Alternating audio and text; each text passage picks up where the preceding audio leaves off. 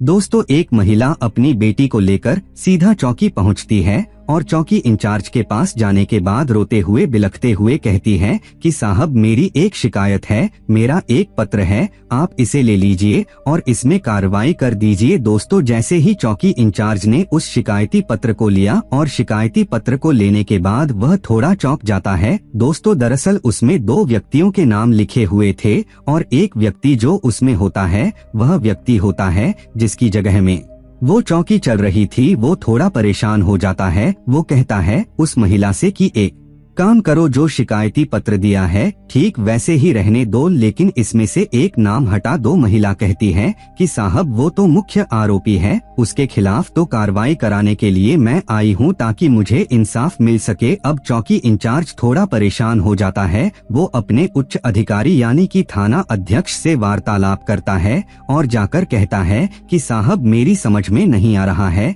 एक महिला आई है शिकायती पत्र लेकर और वो कहती है कि इस मामले में कार्रवाई कर दीजिए। उसने 2 नाम लिखे हुए हैं, उनमें से एक नाम ऐसा है जिसके घर में जिसके कमरे में ये चौकी चल रही है। तो थाना अध्यक्ष कहते हैं कि कोशिश करो मामला टालने की, और टल जाए तो ठीक है, नहीं तो कोई बात नहीं है। दोस्तों, मामला टालने की कोशिश की जा रही थी, लेकिन वह नहीं जानते थे कि जिस मामले को टालने की कोशिश की जा रही है उस मामले की गूंज स्कूल हो, कॉलेज हो, चौराहे हो, बस हो, रेलवे स्टेशन हो या हर जगह जहां देखो वहां चर्चाएं होनी शुरू हो जाएंगी। इतनी चर्चाएं होती हैं, ना चौकी इंचार्ज अपनी सीट पर रह पाते हैं और ना ही थाना अध्यक्ष अपनी सीट पर रह पाते हैं, वो जो अभी मामले की टाल मटोल कर रहे थे। आखिरकार वो महिला कौन है, कौन थे वो चौकी इंचार्ज, क्या थी पूरी कहानी, आज की इस घटना के माध्यम से इस कहानी को जानने की, समझने की कोशिश करेंगे। नमस्कार दोस्तों, आज की जो सच्ची घटना मैं आपको सुनाने जा रहा हूँ, ये सच्ची घटना है उत्तर प्रदेश का एक जिला है अयोध्या, और अयोध्या का ही एक थाना लगता है पूरा कलंदर थाना क्षेत्र का एक गांव है भदरसा, और इसी इलाके का एक गांव लगता है। दरअसल भदरसा जो कस्बा है उसके इलाके जो गांव लगता है, वहां पर एक विधवा महिला रहती है। विधवा महिला के 4 बेटियां होती हैं और एक बेटा होता है। बेटा सबसे छोटा, जिसकी उम्र लगभग 6 साल के आसपास। 4 बेटियां घर में खाने कमाने के लिए एक ही मात्र रास्ता है, वो मजदूरी करते हैं, तो घर परिवार का भरण पोषण होता है, घर का चूल्हा जलता है। दरअसल जुलाई 2024 के अंतिम सप्ताह की मैं बात कर रहा हूँ। जुलाई 2024 के अंतिम सप्ताह में जो सबसे छोटी वाली बेटी होती है, जिसकी उम्र लगभग 12 साल के आसपास होती है, उसको अचानक से उसकी तबीयत खराब होने लगती है। माँ तक बात पहुँचती है। माँ पूछती है कि बेटा, आखिरकार क्या परेशानी है, तुम इतनी परेशान क्यों हो रही हो। दरअसल लड़की छटपटा रही थी, उसके पेट में बहुत ज्यादा तेज दर्द हो रहा था। माँ पर रहा नहीं जाता, अपनी बेटी को लेकर नजदीकी हॉस्पिटल पहुँचती है। वहाँ जाने के बाद जब बेटी को दिखाया जाता है तो डॉक्टर उस लड़की को देखकर बहुत ज्यादा परेशान हो जाते हैं। माँ को देखते हैं, बेटी को देखते हैं डॉक्टर साहब, और वो समझ नहीं पा रहे थे कि आखिरकार इस बेटी की जो समस्या है, इस समस्या को इसकी माँ तक कैसे पहुँचाएं। तभी वो अपने दिल पर पत्थर रखते हुए डॉक्टर साहब कहते हैं कि माँ जी, मैं यह कहते हुए बड़ा परेशान हो रहा हूँ, दरअसल आपकी बेटी अभी 12 साल की है और वो लगभग 2 महीने की प्रेग्नेंट है। यह कैसे हुई मुझे नहीं पता। जैसे ही माँ ने यह बात सुनी, 12 साल की वो लड़की 2 महीने की प्रेग्नेंट कैसे हो सकती है, माँ के पैरों तले जमीन खिसक जाती है। माँ सोचने पर मजबूर हो जाती है, क्योंकि उसके पति की 2 साल पहले तो मौत हो चुकी है। वह अकेली ही है, घर में खाने कमाने वाली, मजदूरी करके किस तरह से परिवार चलाती है। और सबसे छोटी वाली बेटी 12 साल की, उस बेटी के बारे में सुनकर माँ सोचने पर मजबूर हो जाती है, रोने लगती है। रोते रोते अपनी बेटी के सामने जाती है, हाथ जोड़ कर पूछती है कि बेटा, तुम्हारे साथ किसने कुछ गलत किया है, क्या हुआ है, कैसे तुम्हें। माँ ने उससे कोशिश की, ये जो दिक्कत, ये जो परेशानी जो झेल रही थी, वो लड़की 12 साल की, उसे अपने सीने से लगाया, उससे प्यार से दुलार से पूछा कि आखिरकार हुआ क्या है, तुम्हारे साथ किसी ने कुछ करा क्या। जब माँ ने अपनी बेटी को सीने से लगाकर ये जानने की कोशिश की तो बेटी फूट फूट कर रोने लगती है। वो बताती है कि माँ, करीब 2.5 महीने पुरानी यह बात है, वह मजदूरी करके खेत से घर वापस आ रही थी तो रास्ते में एक बेकरी पड़ती है, वहाँ पर एक राजू का लड़का रहता है। राजू नाम का लड़का उसके पास आता है, बिस्किट का बहाना देकर उसके पास जाता है, कहता है कि चलो तुम्हें जो हमारे मालिक हैं उन्होंने बुलाया है। वह नहीं जानते कि आखिरकार होने क्या वाला क्या था। वह सीधी सादी बच्ची आखिरकार उस राजू के बहकावे में आ जाती है, सीधा उस बेकरी में पहुंच जाती है। वहां उसे बिस्किट और साथ ही कुछ और ऐसा दिया जाता है जिसको खाने के बाद वो लड़की बेहोशी जैसी हालत में पहुंच जाती है। इसके बाद फिर जो उस बेकरी का मालिक होता है, जिसके बारे में बताया जाता है कि वो उसका नाम एक समाजवादी पार्टी से भी जुड़ा होता है, साथ ही वो बेकरी का मालिक होता है और उस लड़की के साथ वो बलात्कार करता है। जब वो बलात्कार कर रहा था तब राजू उसके पास में खड़े होकर उसका वीडियो बना रहा था और जब मालिक यह सब काम गंदा कर लेता है तो उसके बाद फिर नौकर की हिम्मत बढ़ जाती है। नौकर भी उसके साथ गंदा काम करता है और जब गंदा काम करता है वीडियो उसके पास होता है और उस लड़की को डराया जाता है, धमकाया जाता है, उससे कहा जाता है कि यह बात कहीं लीक नहीं होनी चाहिए। यदि लीक होती है,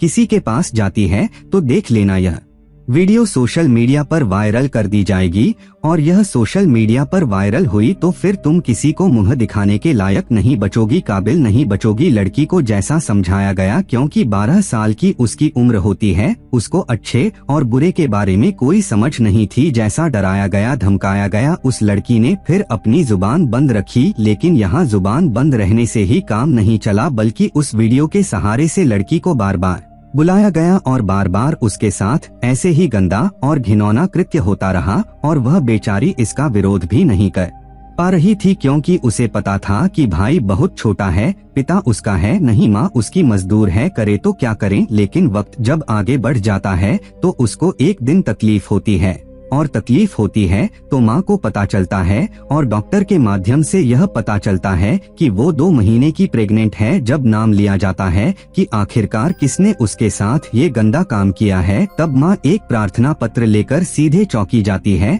जब चौकी में पहुँचती है तो जो चौकी यानी कि भदरसा एक चौकी होती है, भदरसा चौकी के जो इंचार्ज होते हैं, तो उनके पास जब जाती है जाकर कहती है अखिलेश गुप्ता बताए जाते हैं उनका नाम कि साहब मेरी बेटी के साथ ऐसा गंदा घिनौना कृत्य राजू और उसका जो मालिक होता है मोहित खान ने किया है, जो कि एक बेकरी चलाता है, जो कि समाजवादी पार्टी का इसी कस्बे का नगर अध्यक्ष है, यानी कि भदरसा का नगर अध्यक्ष। जैसे ही चौकी इंचार्ज ने ये बात सुनी, चौकी इंचार्ज भी परेशान हो जाता है। दरअसल जो चौकी भदरसा में चल रही थी वो इसी मुख्य आरोपी के घर पर चल रही थी, उसके कमरे में चल रही थी। ऐसी स्थिति में उसने उस महिला को सलाह मशवरा दिया कि एक काम करो, तुम इस जो मालिक है इसका नाम हटा दो, नौकर का नाम रखो, तो मैं इसमें कार्यवाही आगे करने की कोशिश करता हूँ। जब इस तरह की बात थी, महिला ने कहा साफ साफ कि मुझे तो इसमें दोनों ही आरोपी के खिलाफ कार्रवाई करनी है, क्योंकि मेरी बेटी ने बोला है। बेटी ने जैसे बोला माँ ने वैसा करने की कोशिश की। चौकी इंचार्ज ने कुछ न कुछ बहाना बनाने की कोशिश की। वक्त आगे बढ़ने लगता है, महिला फिर से आने लगती है। उसके बाद मामला थाना अध्यक्ष तक पहुँचता है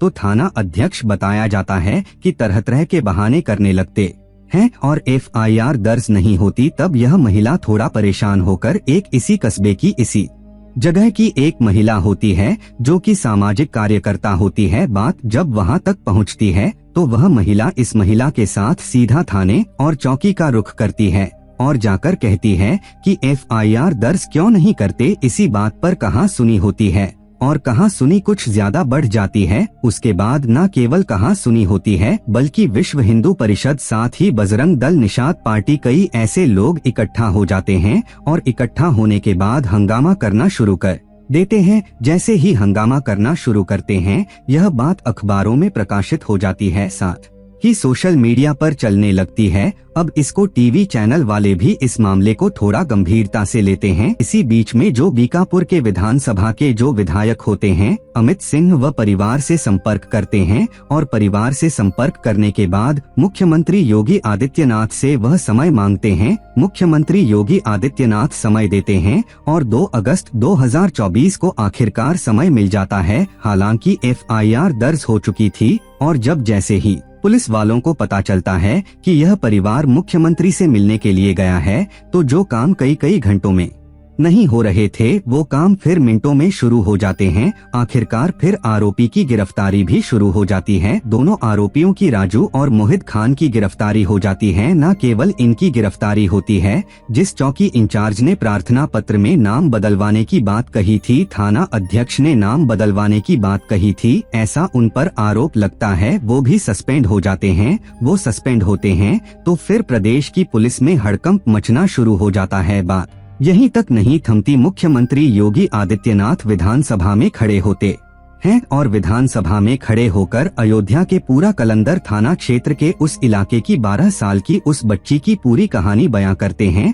और कहते हैं कि जो मेन आरोपी है, मुख्य आरोपी है, उसका सपा में वो समाजवादी पार्टी से उसका लिंक है, उसका कार्यकर्ता है, सक्रिय कार्यकर्ता है, लेकिन कोई एक्शन नहीं होता। वो साथ यह भी कहते हैं कि वो सांसद की टीम का हिस्सा है और जो सांसद की टीम का हिस्सा है तो आखिरकार उसके ऊपर कार्रवाई कैसे हो सकती है। बस इतना बोलना था। उसके बाद तो जाहिर सी बात है यह मामला फिर सोशल मीडिया, इलेक्ट्रॉनिक मीडिया और पूरे देश भर में चर्चा का विषय बन जाता है। अब जो शासन होता है, प्रशासन होता है, वो सक्रिय हो जाता है और सक्रिय होने के बाद जो ये दोनों आरोपी होते हैं उनकी गिरफ्तारी तो हो ही जाती है, साथ ही उनकी जगहों की पैमाइश करना शुरू कर दी जाती है कि आखिरकार उसके पास कितनी जमीन है, कितनी अवैध रूप से है, कितनी वैध रूप से है। जिस जगह पर लड़की का बलात्कार होता है उस बेकरी को पता चलता है कि वो तो अवैध रूप से बनाई गई है, बुलडोजर जाता है, उससे तहस-नहस कर देता है। उसके बाद यही एक मकसद था शायद सरकार का, शासन का, प्रशासन का, कि इसने बुरा किया है तो बुरे काम का बुरा नतीजा, इसलिए इस आरोपी के खिलाफ कड़ी से कड़ी कार्रवाई होनी चाहिए। यही संदेश समाज को, ताकि जैसा अगर ऐसा किसी ने किया तो उसे किसी भी कीमत पर बख्शा नहीं जाएगा, क्योंकि मामला जो मुख्य आरोपी है वो समाजवादी पार्टी से जुड़े होने की वजह से अखिलेश यादव, पूर्व मुख्यमंत्री, और समाजवादी पार्टी के जो प्रमुख हैं उन तक जब बात पहुंचती है तो उन्होंने अपने एक बयान यानी कि वो ट्वीट करते हैं। ट्वीट पर कहते हैं कि डीएनए टेस्ट कराकर इंसाफ का रास्ता निकाला जाए, साथ ही आरोप लगाकर सियासत ना की जाए और डीएनए रिपोर्ट झूठी हो तो संबंधित अधिकारियों पे कड़ी कार्रवाई होनी चाहिए। वो खुद भी कहते हैं कि कार्रवाई हो, लेकिन डीएनए टेस्ट यानी कि बात को पुख्ता सही साबित करके कार्रवाई होनी चाहिए। इस तरह से कोई झूठे आरोप लगाकर इस तरह से नहीं हो सकता। तो कुल मिलाकर ये मामले में इसमें सियासत बहुत ज्यादा बढ़ने लगी है। अब चाहे वो मायावती हो, चाहे वो राहुल गांधी हो या फिर अन्य बड़े पार्टियां, सभी मैदान में कूद चुकी हैं और सभी की कोशिश है उस 12 साल की बच्ची को जल्द से जल्द, कम से कम समय में इंसाफ मिलना चाहिए। हम भी अपनी वीडियो के माध्यम से यही कहेंगे कि इस मामले की उच्च स्तरीय जांच होनी चाहिए और डीएनए टेस्ट भी होना चाहिए। साथ ही जो सरकार ने फैसला लिया है उसमें वैध अवैध जितनी भी संपत्तियां हैं, जितनी भी कार्रवाई हो सकती है, ताकि समाज को एक मैसेज जा सके कि बुरे काम का बुरा नतीजा और जो भी होगा उसे किसी भी कीमत पर बख्शा नहीं जाएगा। दोस्तों, इस पूरे घटनाक्रम को सुनाने का उद्देश्य किसी को परेशान करना नहीं है, किसी का दिल दुखाना नहीं है, बल्कि आपको जागरूक करना है, आपको सचेत करना है, साथ ही आपको बताना है, आपको जताना है कि इस तरह की जो लड़कियां होती हैं उनको स्कूल कॉलेजों में गुड टच और बैड टच के बारे में बताया जाता है। जैसा उस लड़की के साथ पहले दिन हुआ था, गलत हुआ था, उसे कुछ लालच देकर, उसे बुलाकर उसके बेकरी में उसके साथ जो बलात्कार किया गया था, काश उसने पहले ही दिन अपनी माँ से पूरी कहानी बयां की होती और माँ उसके जाकर थाने में FIR कराती तो शायद इतनी देर ना हुई होती और ना ही उस बच्ची के साथ इतना गलत हुआ होता, क्योंकि वो फिलहाल 2 महीने की प्रेग्नेंट है। आगे क्या होगा क्या नहीं होगा यह कुछ कह नहीं सकते, लेकिन जो दर्द, जो समस्या, जो परेशानी वो लड़की महसूस कर रही होगी शायद सहज ही अंदाजा लगाया जा सकता है। दोस्तों, आप सब लोग अपना ख्याल रखें, सुरक्षित रहे। जय हिंद, जय भारत।